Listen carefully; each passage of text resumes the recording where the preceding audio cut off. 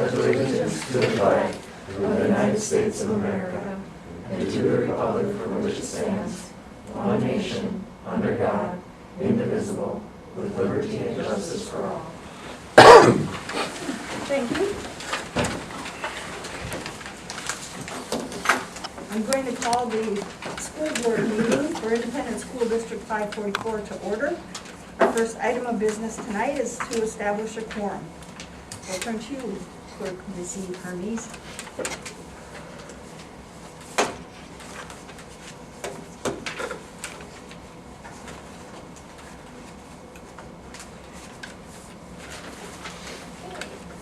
Kirby Anderson. Here. Natalie Knudsen. Absent. Melanie Cole. Present. Matthew Lemke. Here. Missy Hermes. Present. Stephen Vigasa. Here. We have a quorum. Very well, thank you. And is there a motion to approve the agenda? So moved. Steve made the motion, a second. I'll second that.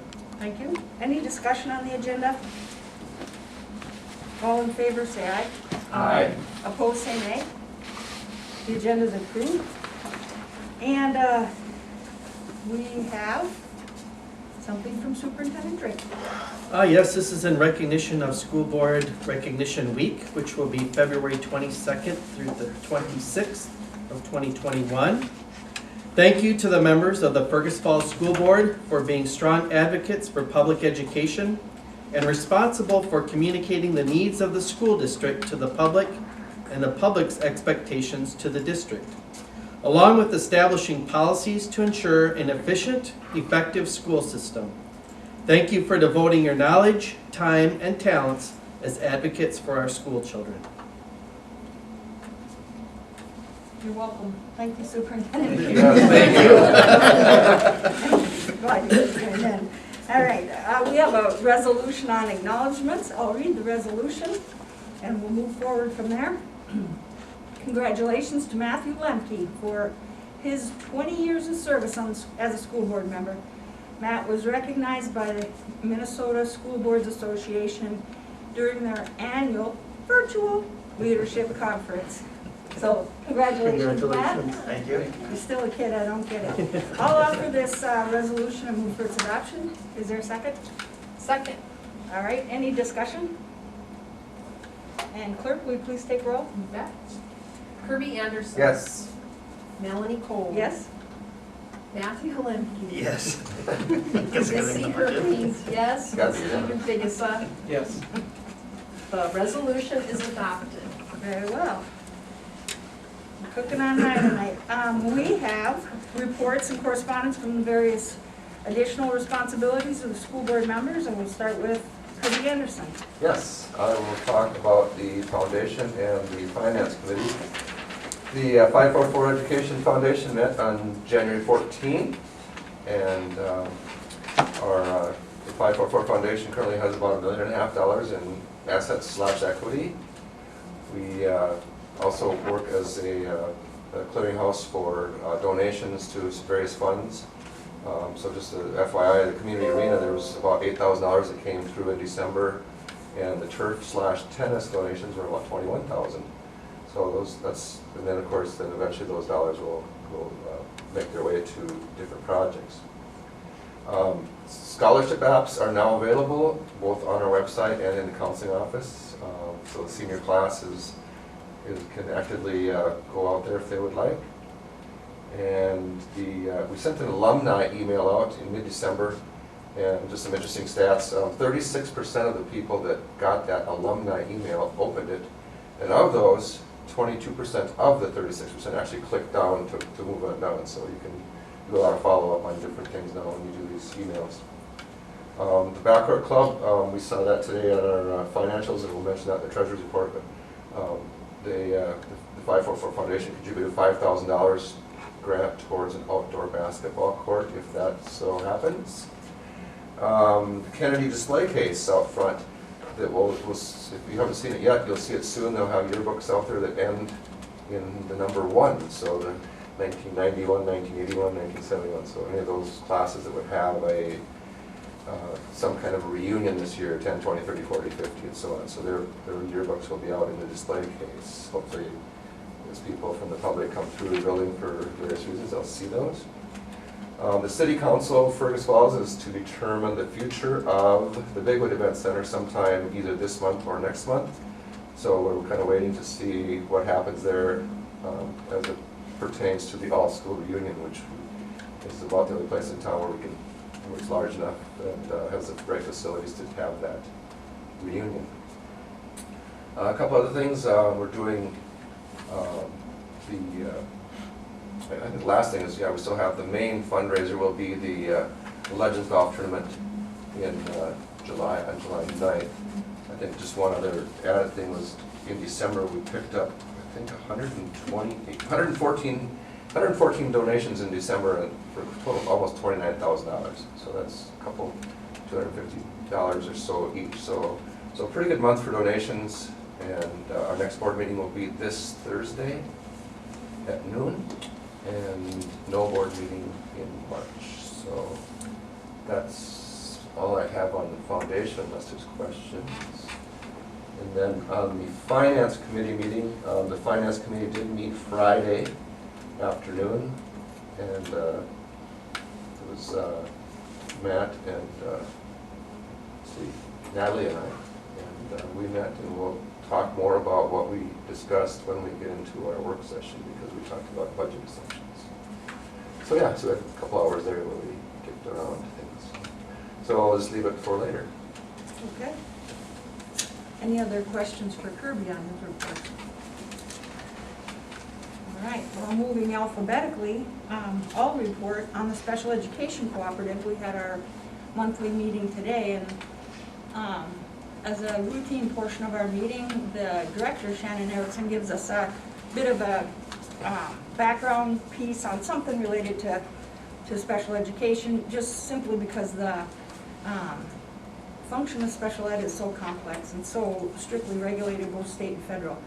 Today she talked about staff learning to utilize their performance measures for the students, and she talked about defining the difference between just summer school, as it is traditionally known for kids to go and kind of catch up and everything, or the extended school year, which is designated by an individualized education plan. So just, again, always in the expanding the knowledge of the group. That's part of our meeting process. She talked about staff and their COVID, the ability to get COVID shots, so that was another piece. There was some retirements accepted, and that was the gist of that report, that meeting. The Region 1 Cooperative met at the end of last month, and there was nothing outside the ordinary. Updates on the various programs that they run. Their staff continues to work, primarily mobile work from home, and not much of significance there. Our Activities Committee has not met, so no update on that. Any questions for me? We'll move on to Missy Hermes with your board report. Staff Development Committee met on Monday, February 1st, and a lot of it was going over the in-service that had happened in January, and there was a lot of good feedback from that, positive feedback overall from the sessions. There was also discussion on the March in-service that's coming up, and the presenter, Jonathan Judd. And then also discussion, we've been talking about this for a long time now, we've been trying to do it for a long time, and that is get the teachers through the cultural competency training, which is necessary or required for people to renew their licensure. And we've been trying to do it since January of last year, and then have not been able to because of the pandemic, and there's still a question out of, is it going to be required, and when is the deadline, and so talking about when that might be offered. And okay, so that's staff development. And then the policy committee met already, or with the board already voted on the policy regarding, the updated policy regarding masking. And can I just add one more thing, in terms of equity and diversity, the Native America Alaska Native Parents Organization has put out a document, and the parents are gonna be voting on that on February 16th, and also meeting, and which is great. They're gonna be meeting in person, and we're excited about that. And did you give us a copy of that document? A what? A copy of the document of what they're voting on? No. Oh, okay. I just saw you looking. I can ask Sarah Campa is the mentor or the, in charge of that program. I could certainly ask her to send that out, yeah. Okay. Any questions for Missy on her reports? Matt Lemke? Lakes Country Service Co-op met Thursday, January 14th. First part of the meeting was more basically organizational and just electing chairs and vice chairs and things like, just like we do as a school board. And then just one point of interest is just on the legislative side of it. That areas of focus this year down at the state capitol this year, again, it would be funding for expansion of cooperative facilities, supporting career and tech ed, and then again getting support for 18 online, the concurrent enrollment program in partnership with the Moorhead State University. So that was kind of the main parts of the meeting on Lakes Country Service Co-op wise.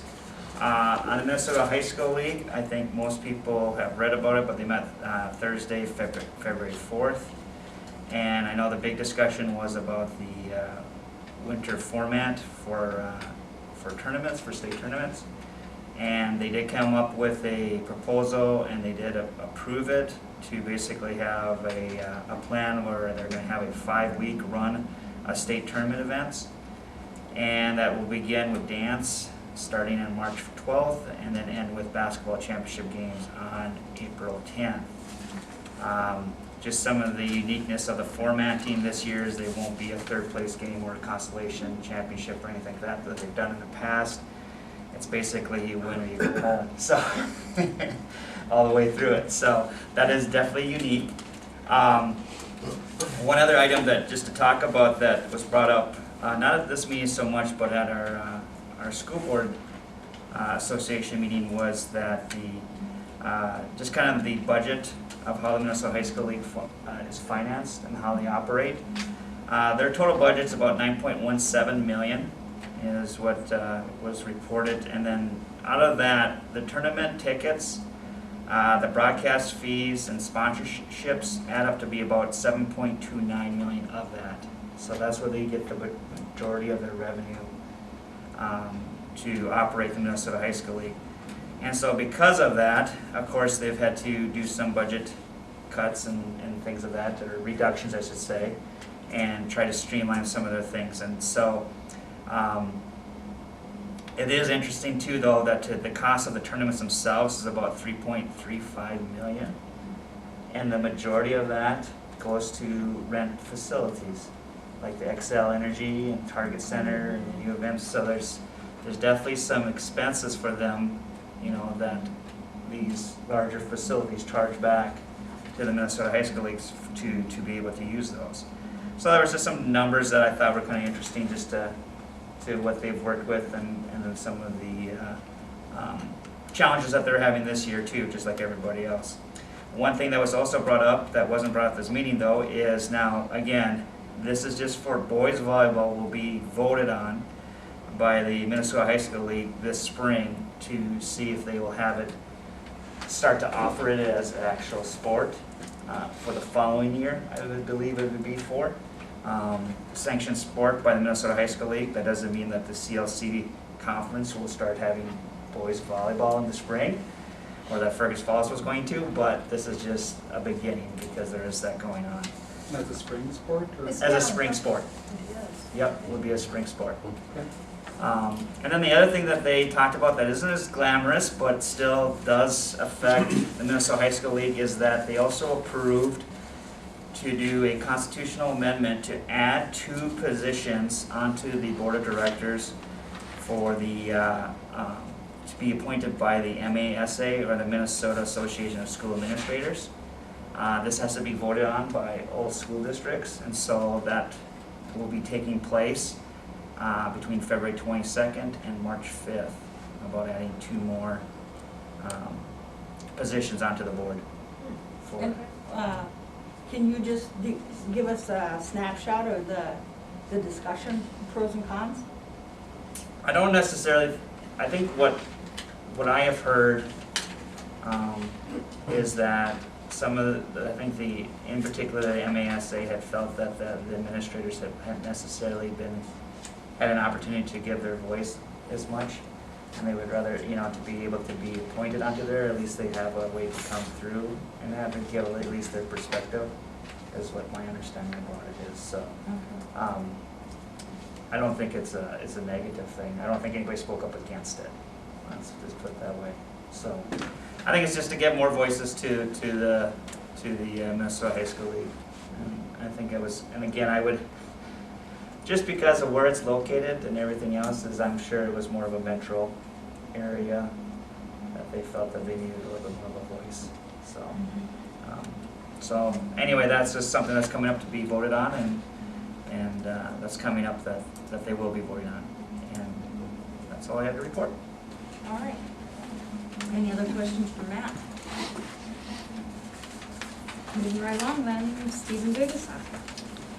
Okay, I am lost.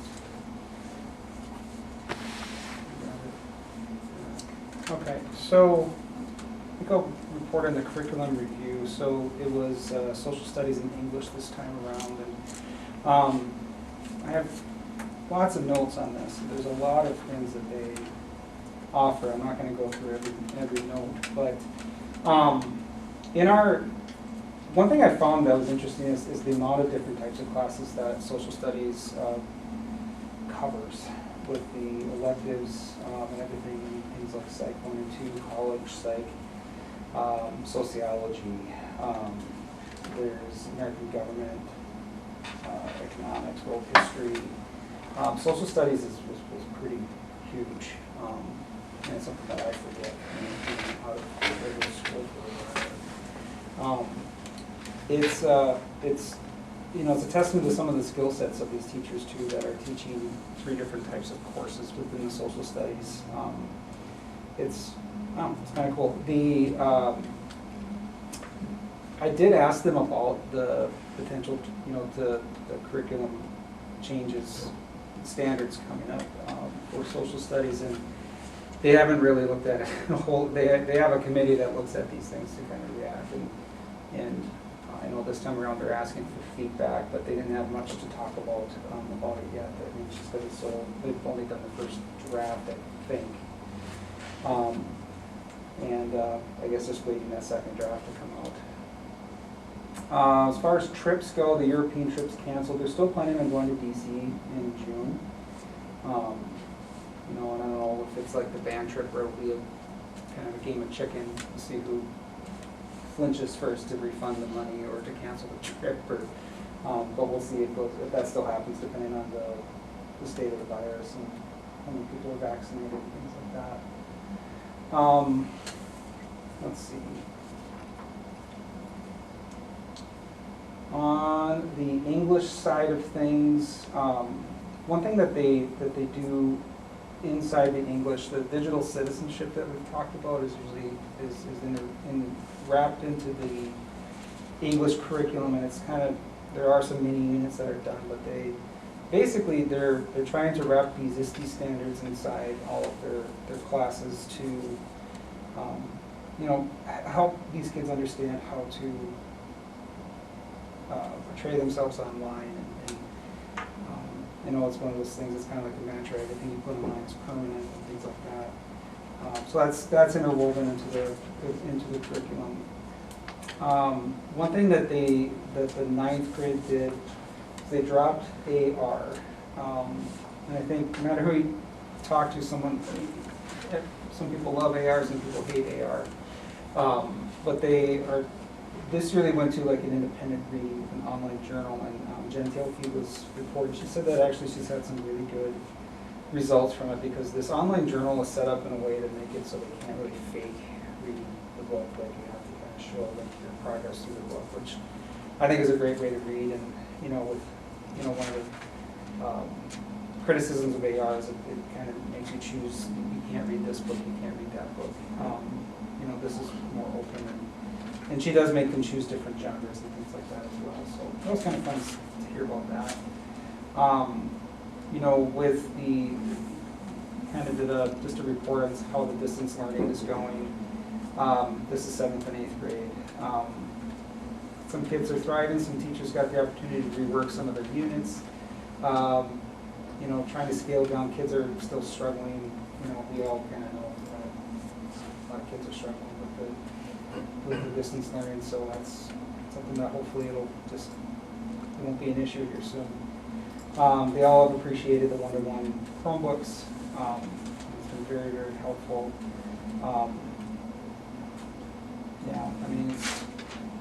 Let's see. They have a new curriculum for the language arts called Wonders. You kind of get mixed reviews. The younger kids, it's a little bit harder to get working, but they're making it work. The 3rd grade, they're finding some good things with the new curriculum. There's lots of ways to interact. Especially with the Chromebooks, it makes it a lot easier for teachers to send out material and things like that. Let's see here. And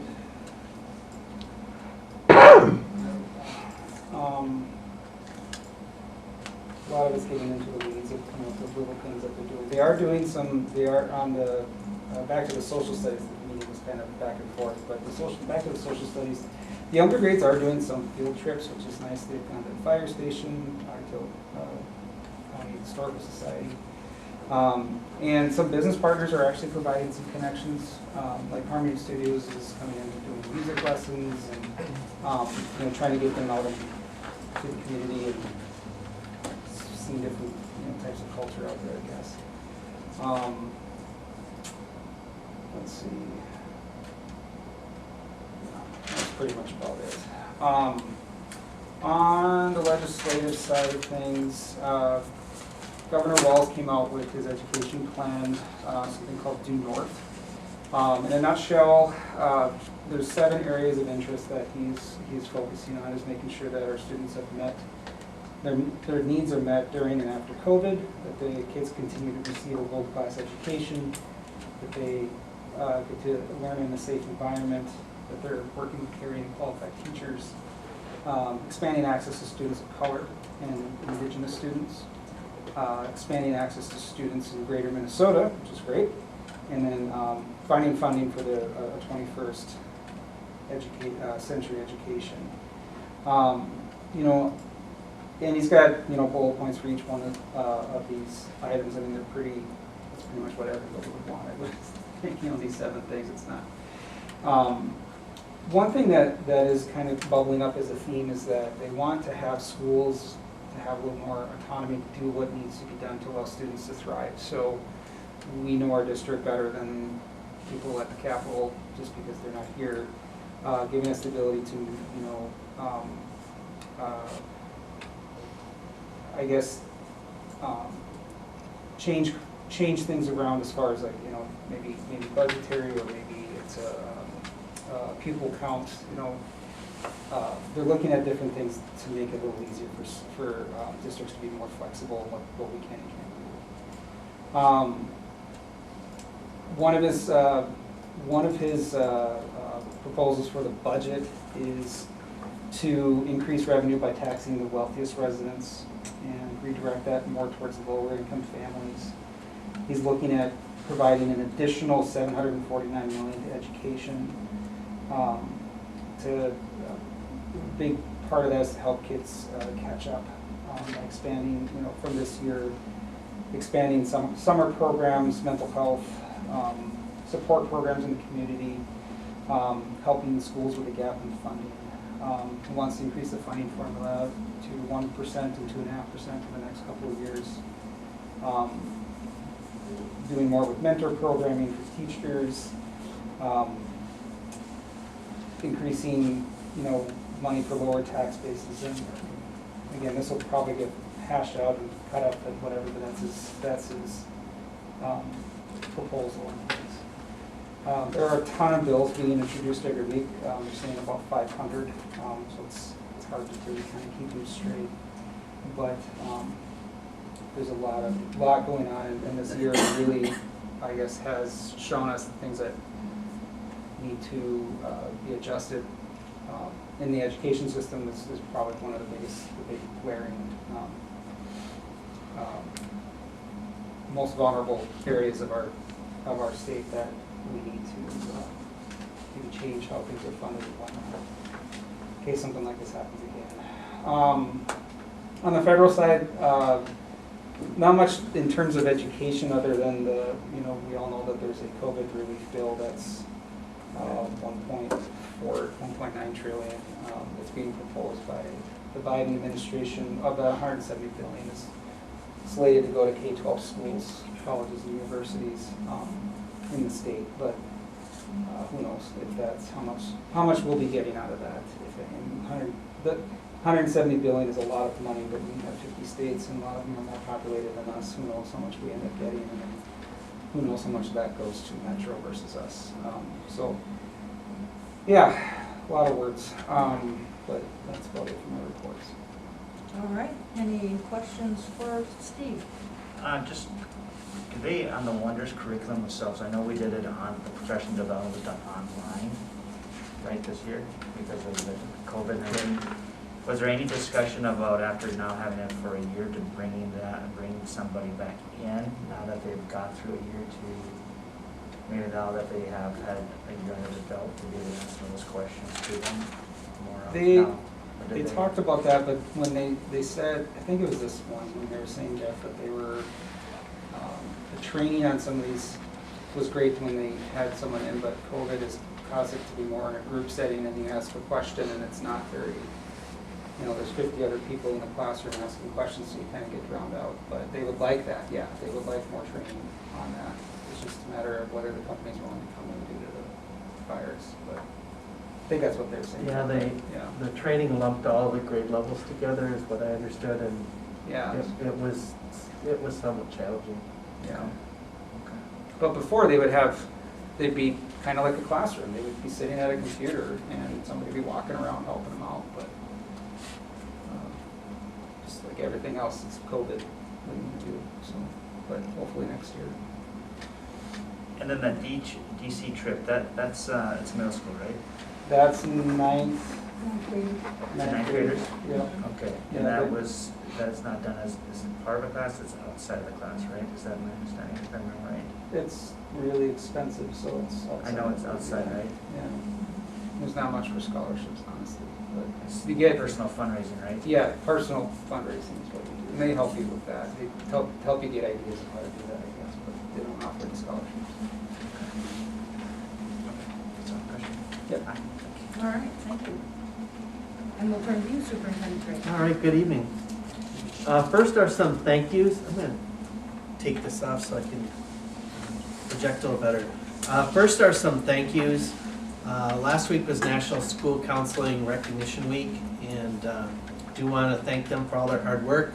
I did find it somewhat ironic that it happened to be the first week in a new semester, which is historically a very, very busy week in a school counseling department when you're dealing with students that are requesting schedule changes, and then you are getting your fail lists, and you need to make up credit recovery plans and reassign students to classes. So I know that they were hopping pretty well last week, but want to thank them for their work. I also want to recognize Mr. Stoltman for all the work that he has put into preparing the first draft of our fiscal year 22 budget. There's a lot of calculations that are involved with that, and sitting down and charting out your course of assumptions. So I appreciate all his hard work. I also want to point out with appreciation the work of our mechanical department. Most of us probably can appreciate that when things get really cold, stuff at our own homes break down a lot more frequently.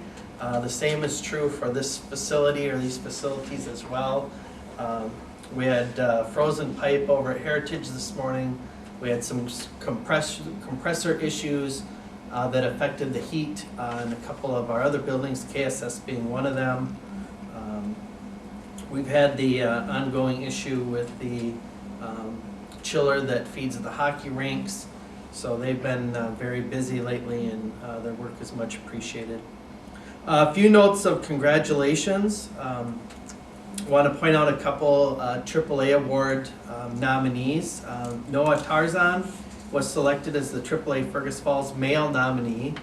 And then Ellie Anderson was chosen as our female nominee. And out of 16 schools in 8AA, Ellie was selected among the other candidates to represent our area at the state level. And having seen some of the accomplishments of the students that are nominated even from their own individual schools, that is very, very, very high honor that she just received because all of those kids are absolutely top-notch. On the sports side, Ellie Colbeck was recently named CLC Athlete of the Week, so congratulations to her. And this evening at 7 o'clock, our school district is inducting 28 new members into the Fergus Falls chapter of the National Honor Society. And the National Honor Society, I consider to be the top award from the district. It looks at academic achievement, but it also looks at character and service and some of those other qualities that really reflect a well-rounded, just good all-around person. So congratulations to those students being inducted tonight. The learning model, since we shifted to 3 days per week for 9th through 12th grade students and have moved to 4 days a week for 7th and 8th grade students, things have really gone very, very smoothly. We're very pleased with what's been happening. We've had just a couple of classes we've needed to do some quarantining with. Those were at the elementary level, and that's basically since the start of the new year. So we've had very little of that. And then the last couple weeks, we've only really been seeing between students and adults maybe two cases per week out of the district. So the numbers in the county continue to drop, and it's all been very, very positive. I'll just insert this now since it kind of flows into it. The vaccinations here for our community and staff have gone much faster than initially predicted. We have now approximately 50 staff members that have indicated an interest in being vaccinated that have not received their first dose yet. Our staff are receiving, some of them are receiving their vaccines through Otter Tail County Public Health. And that's the Moderna vaccine they're getting there. Other staff were selected through the statewide pilot program, and those were the Pfizer vaccines. So this has been a huge rollout, and again, our appreciation to everyone involved.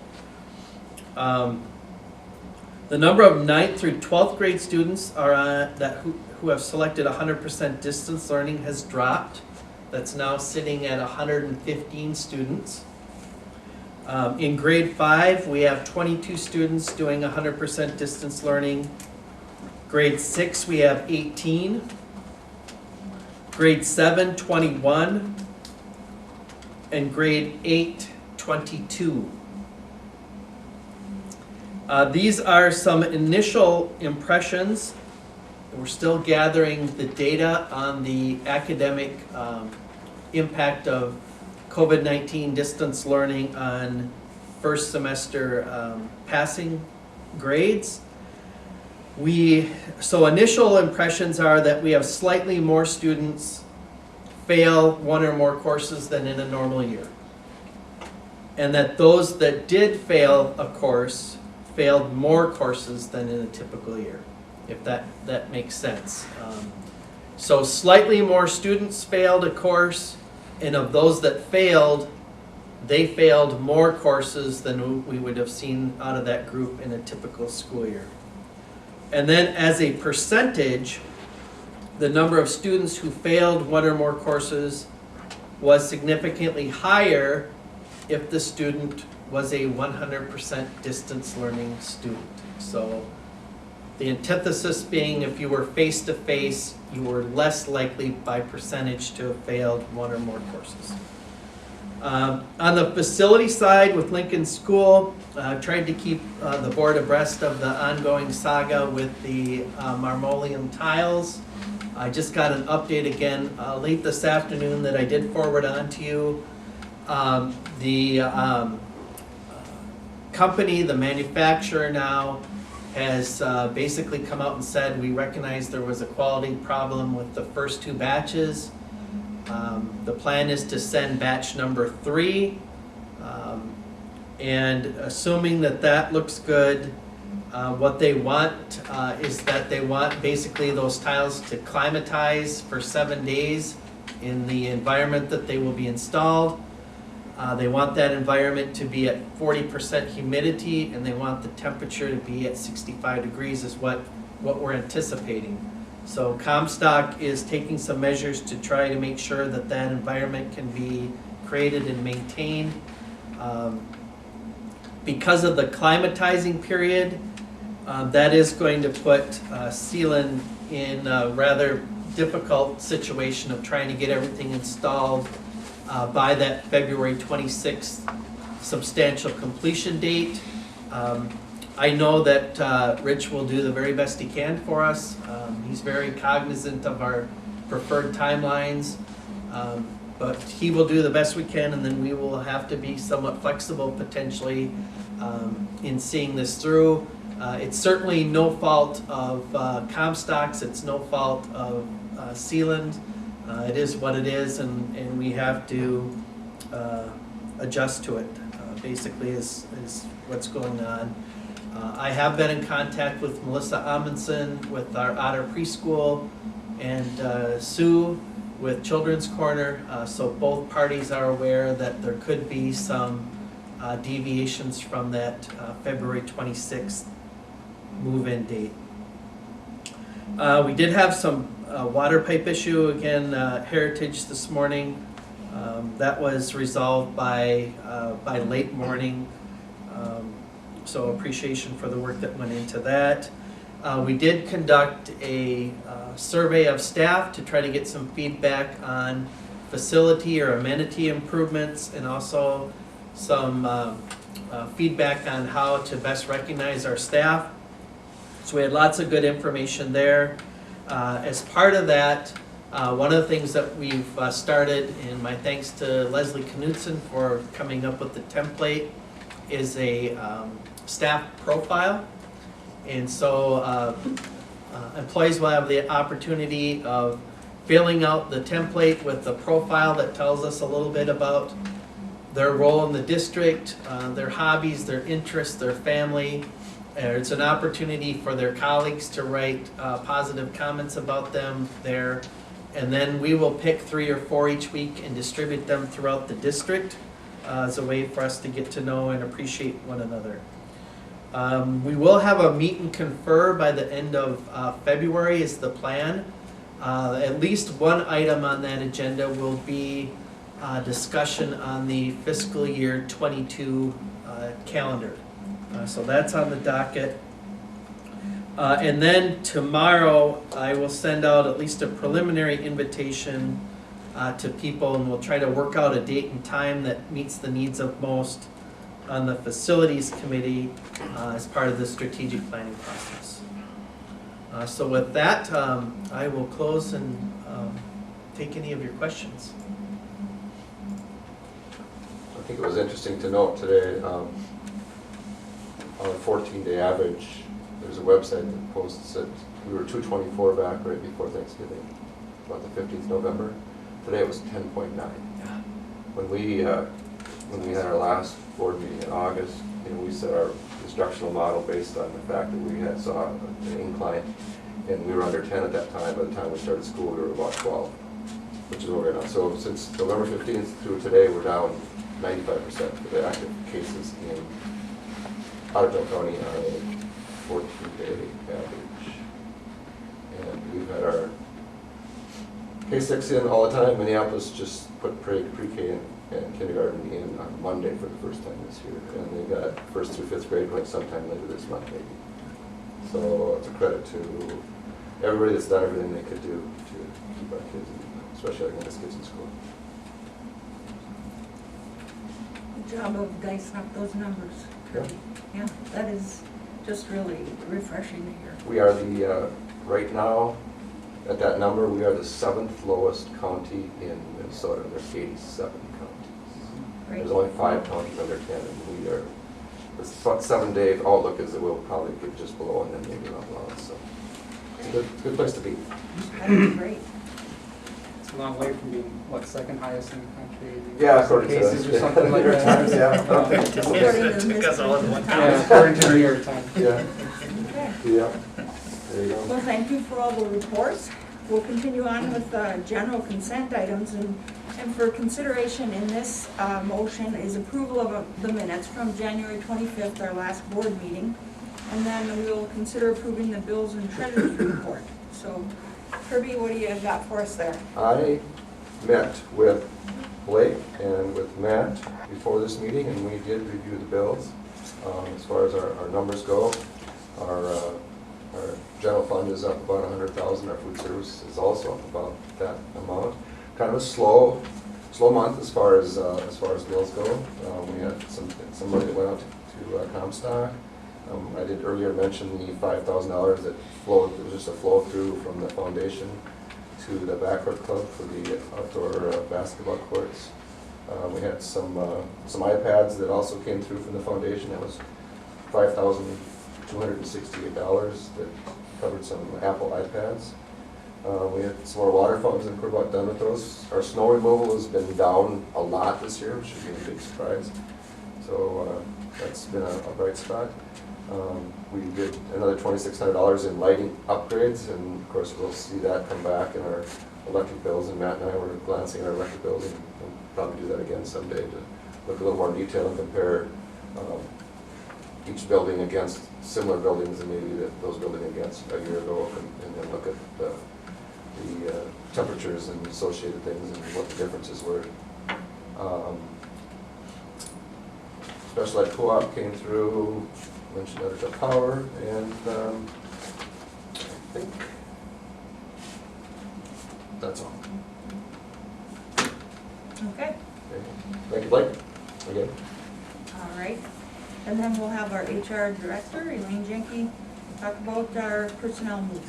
Good evening, everyone. A few items under personnel that I would recommend for board approval, and that would include support staff hires Brantley Davis, ECFE Classroom Aide at Heritage, starting February 22nd. Andrea Logring, special education paraprofessional, very part-time, just afternoons, Monday through Thursday, and that would be effective February 1st. Under support staff retirement, we have Michonne Samuelson, a special education paraprofessional at Kennedy Secondary School, along with a resolution a little bit further down under new business. And then certified staff resignation, Rebecca Pierce, better known as Becca Pierce, special ed teacher over at Cleveland, and that would be effective at the end of the 2021 school year. All right. Is there a motion to approve the general consent items? So moved. Is there a second? Second?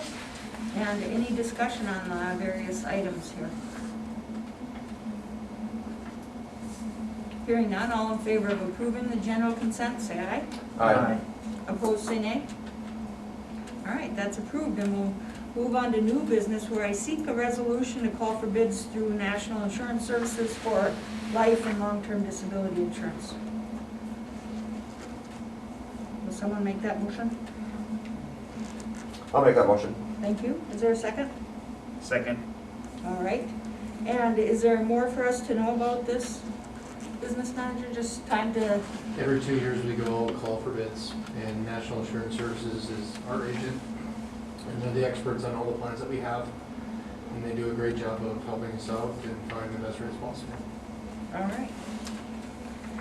Okay, any other discussion or questions on the motion? I have to recuse. Noted that Board Member Vigasa is going to recuse. All in favor of the motion, say aye. Aye. Opposed, say nay. That is approved. And I will follow suit so I can speak a little more clearly. Resolution on the retirement of Michonne Samuelson. Whereas Michonne Samuelson began her employment with Fergus Falls Public Schools in September 2010. And whereas Michonne's been a valued employee with Fergus Falls Public Schools for the last 11 years. And whereas Michonne has done an excellent job as a special education paraprofessional for the district, and now therefore be it resolved by Fergus Falls School Board to thank Michonne Samuelson for her 11 years of dedicated service through the Fergus Falls Public Schools. I will offer that resolution and move for its adoption. Is there a second? A second. Any discussion on the resolution?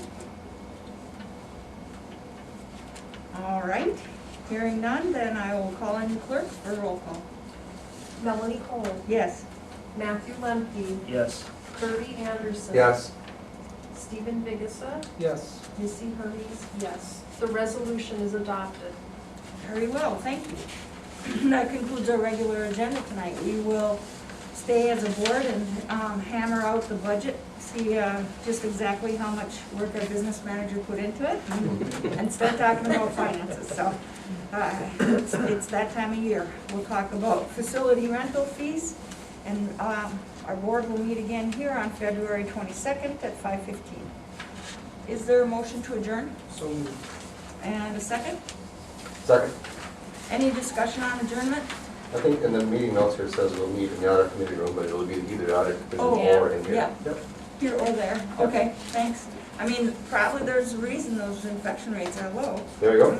Yeah. Yeah. All right, but anywho, any other comments? All in favor of adjourning, say aye. Aye. Opposed, say nay. We are adjourned, thank you. Steve, did you sit,